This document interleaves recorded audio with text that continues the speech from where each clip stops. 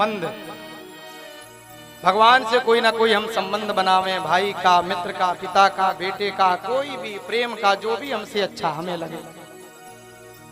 अयोध्या जी की घटना, एक संत जी भगवान राम को अपना शिष्य मानते थे।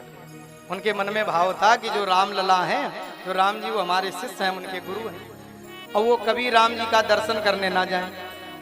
तो जितने और संत महात्मा थे, गोसाई थे, सबको बड़ी ईर्षा होगी। हमें लगता बाबा जी अपने आप को कुछ ज्यादा ज्ञानी समझते हैं, सब दर्शन करने जाते हैं, जाते नहीं हैं, अपने आप को गुरु मान रहे हैं। कई बार कहा महाराज जी नहीं गए, महाराज जी ने कहा नहीं नहीं नहीं, मैं गुरु हूँ, वो राम जी जो राम है, वो राम लला, वो मेरा शिष्य है, शिष्य गुरु का दर्शन करने आएगा, गुरु नहीं जाएगा। और एक दिन जबरदस्ती सारे महात्मा संत गोसाई संत जी को पकड़ के जबरदस्ती ले गए, आज चलना ही पड़ेगा, देखे तुम कितने बड़े गुरु हो। और जैसे पकड़ करके राम जी के मंदिर में प्रवेश किया, संत जी ने मना किया, मैं नहीं जाऊंगा नहीं जाऊंगा, लेकिन फिर भी जबरदस्ती ले गए। और जैसे लेकर के महाराज जी अंदर गए, जो राम जी सदा ऐसे सीधे सर किए, मुकुट किए खड़े रहते थे, हाथ में धनुष बाण था, ऐसे माने उन संत को गुरु के रूप में, जो अपने आप को गुरु मानते थे, आते देखा तो वो मूर्ति का सर झुक गया। सबने देखा, लोग बड़े आश्चर्य में पड़ गए। जो मूर्ति राम जी की सदा सीधी खड़ी रहती थी, आज सर झुका है, मान गए वास्तव में गुरुजी आपका जो भाव है, आपके जो मन में जो भाव है वो सत्य है, राम जी भी आपको वही मानते। तो जीवन में हमारे क्या है कि हम भगवान से कोई संबंध बनावे। नारद जी ने बात बताई, और जैसे महाराज जी ने अगला जन्म नारद जी का हुआ, तो कि ब्रह्मा जी के दसमस्तत्र नारदा, 10वें नारद जी के रूप में प्रकट हुए।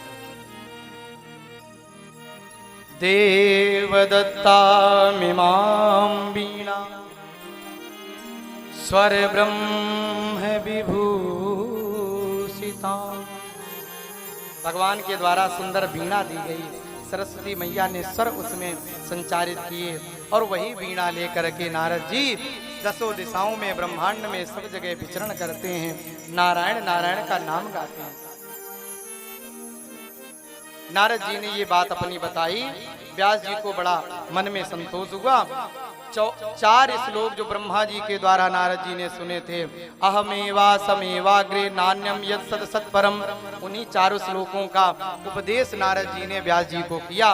व्यास जी ने सरस्वती मैया में स्नान किया, और आकर के उन्हीं 4 श्लोकों को 18,000 श्लोकों में परिवर्तित करके भागवत जी की रचना कर दी।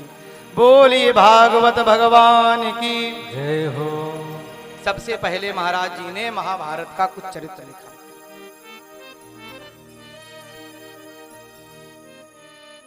महाभारत का जो चरित्र है, महाभारत का जो भाव है, वो हमारे जीवन में कब उत्पन्न होता है। महाभारत की कथा तो हम लोग सुनते ही रहते हैं। जब हमारे मन में लोभ अधिक बढ़ जाता है, हमारे पास जितना है उतने में हमें संतोष नहीं है, जितना प्राप्त है उतना पर्याप्त है, ये मन में भाव नहीं है, दूसरे का भी लेने का जब हम प्रयास करते हैं, लेना चाहते हैं, उसी घर में, उसी जीवन में और उसी समय हमारे घर में महाभारत का भाव उपस्थित होता है। महाभारत तो एक बार हुई, कथा हम लोग सुनते हैं, लेकिन उससे हम संदेश क्या लेते हैं। भगवान ने कई बार दुर्योधन को समझाया कि कुछ तो दे दो पांडवों को, लेकिन ना, बिना युद्ध किए मैं एक सुई के नोक के बराबर भूमि नहीं दूंगा। भाई हैं तो क्या हुआ, लड़ करके ले ले तो ले ले।